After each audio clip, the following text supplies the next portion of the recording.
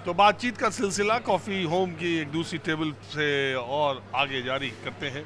आपका नाम क्या है? यश प्रकाश। आपका? ऋषिकेश। आपका? ईशान जैन। आप क्या करते हैं? वकील हूँ सर मैं, और दिल्ली में हमारी इंडिविजुअल प्रैक्टिस है। आप भी वकील? जी, हम तीनों एक साथ ही काम करते हैं मोर और लेस। अच्छा, एक ही फर्म है? कह सकते हैं एक ग्रुप ऑफ लॉयर्स है हमारा, और भी एक दो लोग इन्वॉल्व हैं। तो पीछे दिनों वकालत पेशे का इम्पोर्टेंस या अट्रैक्शन बड़ा बढ़ा है, बड़ी संख्या में लोग आ रहे हैं और बहुत अच्छा कर भी रहे हैं। वजह क्या है? फैक्टर्स बहुत हो सकते हैं। मेरा एक मानना है कि लॉ स्कूल्स बहुत ज़्यादा खुले हैं और लॉ ग्रेजुएट्स की संख्या बढ़ी है, कोर्ट्स भी बढ़े हैं, मुकदमे भी बढ़े हैं, तभी वकील बढ़ रहे हैं क्या? मुकदमे भी बढ़े हैं। एग्जैक्टली, मुकदमे भी बढ़े हैं। हाँ, number of disputes and number of legal cases तो बढ़े ही हैं over the period of luck. अगर हम ये कहें तो पहले कितने था मैं नहीं जानता, लेकिन पिछले 10 सालों से मैं कह सकता हूँ कि केसेस, कोर्ट्स और लॉ ग्रेजुएट्स तीनों की संख्या में बढ़ोतरी हुई है। अच्छा, देखिए, मैं समाज के हर वर्ग से बातचीत करना चाहता हूँ। हर वर्ग का मतलब आर्थिक सामाजिक दृष्टि से भी और उम्र के लिहाज से भी। तो आप जो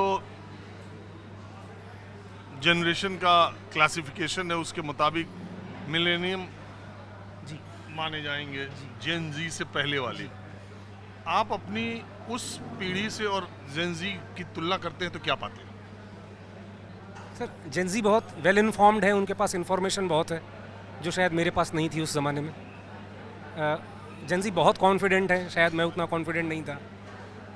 और क्या कह सकता हूँ, हाँ, ओपिनियनेटेड बहुत हैं, शायद मैं उतना नहीं था, क्योंकि इन्फॉर्मेशन ज़्यादा है तो ओपिनियन भी ज़्यादा बनती है।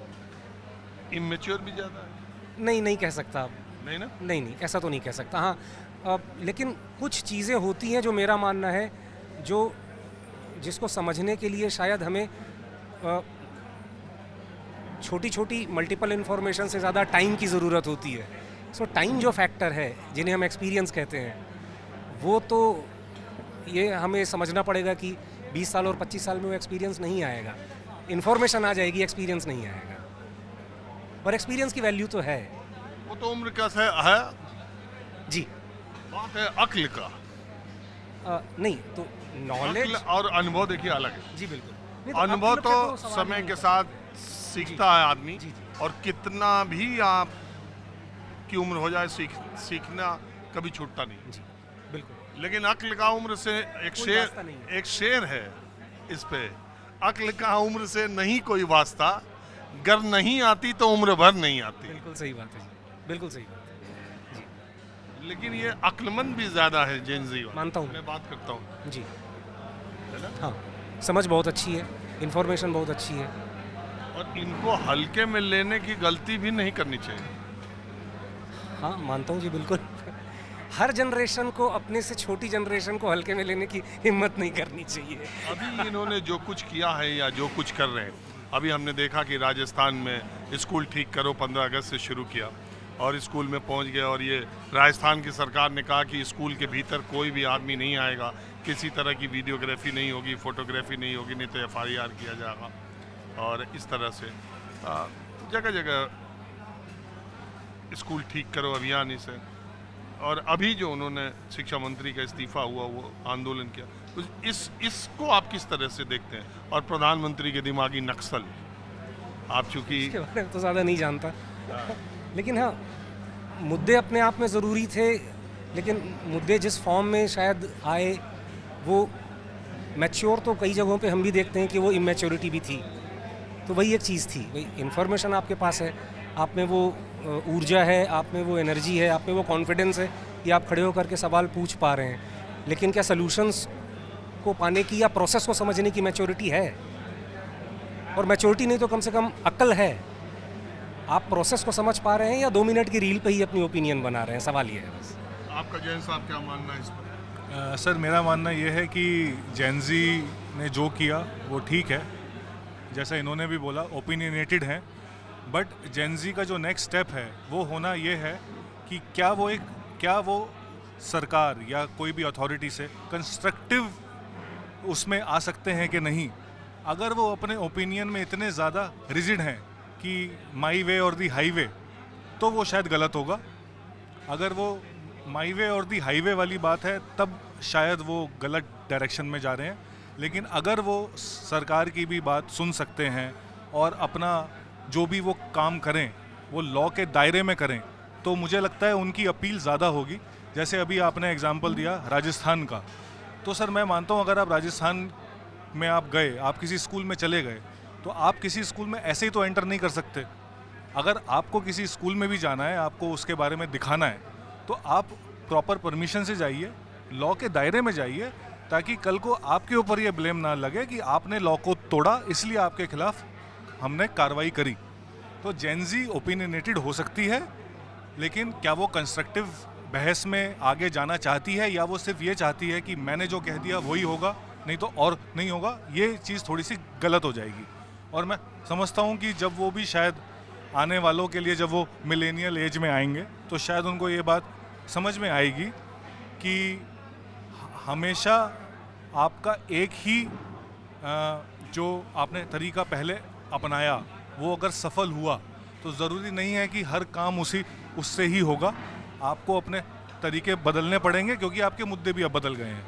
पहले का जो आपका इशू था वो ये था कि सरकार हमारी बात सुन नहीं रही है, तो आपको रोड पे आना पड़ा।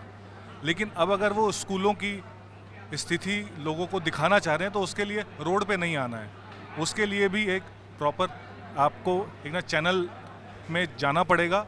आप स्कूल से शुरुआत कर रहे हैं, मैं कह रहा हूँ उस स्कूल में जो बच्चे पढ़ते हैं या जो माँ बाप अपने बच्चों को स्कूल भेजते हैं, पहले आप उनसे भी बातचीत कीजिए। और दूसरी बात ये कि सर, जो मुझे ऐसा लगता है, एक सेक्शन ऐसा भी हो रहा है कि शायद जो अभी जो पर्टिकुलर, जब भी मैं आपको ये CJP का ही एग्जांपल दे देता हूँ, अगर ये पैन इंडिया करते हैं विदाउट पॉलिटिकल एफिलिएशंस तो आई थिंक उनकी एक्सेप्टेबिलिटी ज़्यादा होगी। लेकिन अगर उनका आइडिया ये हो गया है या वो एक ऐसा इंटेंशन उनके एक्ट से जाहिर हो रहा है कि वो एक पर्टिकुलर पार्टी के अगेंस्ट ही कर रहे हैं, वो गलत होगा, वो नहीं करना चाहिए। आपका क्या विचार है यश जी? सर मेरे को ऐसा मैं मानता हूँ सर, जुडियोक्रेसी एक वर्ड होता है जिसमें जो जजेस हैं सर वो डिसाइड करते हैं कि क्या होगा। जब हमने वकालत ज्वाइन करी थी सर, तब PIL का बहुत इंपॉर्टेंस था। एक PIL लगती थी, कोर्ट उसमें इंक्वायरी करता था और एक्शन होता था। जो मैंने अभी ऑब्जर्व करा है, जो मेरा पर्सनल व्यू है, कोर्ट्स की पावर कम हो गई है इन अ वे कि कोर्ट ने PILs को एंटरटेन करना बहुत कम कर दिया है। और जो ऐसे मुद्दे हैं उस पर किसी की अकाउंटेबिलिटी सेट नहीं है। गवर्नमेंट को you can't question, you can not go to court, you are going to the court but court is not listing to you. So that is the problem. और ये जो सारा एंगर है sir, ये सारा जो एंगर कन्वर्ट हो गया है वो जेन-ज़ी के थ्रू बाहर आया है, रोड पे जो आया है। अगर ये मुद्दे जो जुडियोक्रेसी में आपको बताऊं, जो हमारे टाइम पे थी 10 से 15 साल पहले थी, आज वो कम हो चुकी है। कोर्ट की जो PIL की एक्सेप्टेंस है वो काफ़ी कम हो चुकी है। कोर्ट कुछ भी मैटर्स में अपने आप इंक्वायरी नहीं करवा रहा है। और जो ये लोगों की फ्रस्ट्रेशन रोड पे आ रही है, मेरे को लगता है इसका रीज़न ये है। दूसरी बात, ये बिल्कुल ठीक बात है कि वो ज़्यादा इन्फॉर्मेशन है उनके पास। जब हम अपनी यंग एज में थे तो हमारे को कंप्यूटर मिला था बहुत लेट, जब हम स्कूल पास आउट करने वाले थे, और इंटरनेट और बहुत लेट मिला। बट जेन-ज़ी का एडवांटेज क्या है कि उनको 5G मिला है, और जो इन्फॉर्मेशन समझने में कि कहाँ से पढ़नी है और कब पढ़ेंगे वो उनके पास इन हैंड है। तो इसलिए वो ज़्यादा इन्फॉर्मेटिव हैं और इसलिए वो एक्ट कर पा रहे हैं। और जो कोर्ट वाला रास्ता था, पहले जब हमने वकालत शुरू करी थी तो हमें लगता था कि कोई भी अगर ऐसा मुद्दा होगा जिसमें हमें लगता है कि गवर्नमेंट की हमें इंटेलिजेंस नहीं है, हमारे पास एक ऑप्शन था कि PIL लगाऊं। वो PIL इतनी ज़्यादा हो गई, मतलब बहुत लोगों ने लगा दी, मोटिवेटेड PILs लगा दी। उससे जो मैंने फील करा है कि कोर्ट हो चुका है डिस्करेज, कि PIL जो है ये इंटरेस्टेड वाली होंगी, एक्चुअली में कोई पब्लिक इंटरेस्ट नहीं हो रहा, वो अपने इंटरेस्ट के लिए लगा रहे हैं। वो जब से शुरू हुआ है तो लोगों के पास ऑप्शन नहीं है, उनके पास बस यही ऑप्शन है कि वो रोड पे जाके प्रोटेस्ट करें। सवाल ये है कि इंस्टीट्यूशंस मजबूत रहेंगे तो लोकतंत्र मजबूत रहेगा। बहुत लोग कहते हैं कि इंस्टीट्यूशन संस्थाओं पर कुठाराघात हुआ, तो उससे मैं ये जानना चाह रहा हूँ, बार काउंसिल अब चल रहा हूँ मैं दूसरी जगह, लेकिन आप लोगों की एक राय लेना चाहता हूँ। हालांकि वो ऑलरेडी मामला अब पटाक्षेप हो गया, उसकी चर्चा नहीं करनी चाहिए क्योंकि कोई मामला ख़त्म हो गया तो ख़त्म हो गया। लेकिन फिर भी बार काउंसिल ऑफ इंडिया ने देश के प्रतिष्ठित लॉ कॉलेज के एक पूरे बैच के बच्चों को वकालत से रजिस्ट्रेशन नहीं करने देंगे, इनरोल नहीं करने देंगे, ये फैसला आज के ज़माने में ले लिया।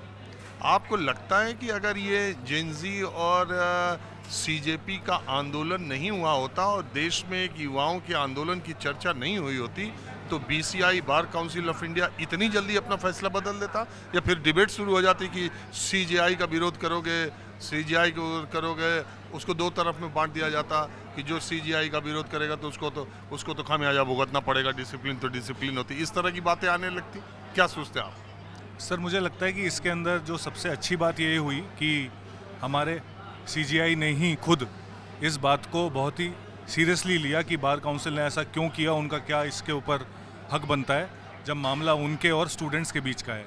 ये बात आपने बिल्कुल ठीक कही। मुझे ऐसा लगता है कि अगर ये सीजेपी वाला प्रोटेस्ट नहीं होता तो शायद बीसीआई भी ये एक्शन नहीं लेता, और सीजीआई का प्रोटेस्ट हुआ इसलिए भी वो लेटर उन्होंने बहुत जल्दी अनकंडीशनली विड्रॉ भी कर लिया। तो आई थिंक ये दोनों ही बातें इसमें लागू होती है। बट हाँ, जो बीसीआई भाई पहले लेटर पार्शियली विड्रॉ किया, फिर पूरा किया, फिर लड़कों ने कहा इतना ही नहीं माफ़ी मांगो, तो फिर माफ़ी भी मांग ली। वो सर क्या पता कि शायद कुछ लोग हर दिन 1-2 साल की उम्र बढ़ा लेते होंगे अपनी, तो उनमें शायद बुद्धि जल्दी आ जाती होगी, शायद ऐसा ही उनके साथ हुआ होगा। बार काउंसिल ऑफ इंडिया ने ये किया, ये बिल्कुल गलत था। उन्होंने बेसिकली अपने पैर पे खुली कुल्हाड़ी मार ली। उन्होंने फालतू में ये जताना चाहा कि वो सीजीआई साहब के साथ खड़े हैं, जबकि सीजीआई एक ऐसी इंस्टीट्यूशन है जिसको किसी के साथ की ज़रूरत नहीं। आप ही में तो लीगल फ्रेटर्निटी ने इसको किस तरह से लिया था? वैसे तो काफ़ी बड़े बड़े वकीलों ने इसका तुरंत इमीडिएट, मैंने देखा सोशल मीडिया पर विरोध कर दिया कि मतलब भाई ये इसका कोई लॉजिक नहीं बनता, ये लीगली स्टैंड होगा नहीं। ये तो हम सबका मेरे ख्याल से कॉमन ओपिनियन था कि इसको कैसे डिफेंड करेगा बीसीआई, ये हमारे समझ से बाहर की चीज़ है।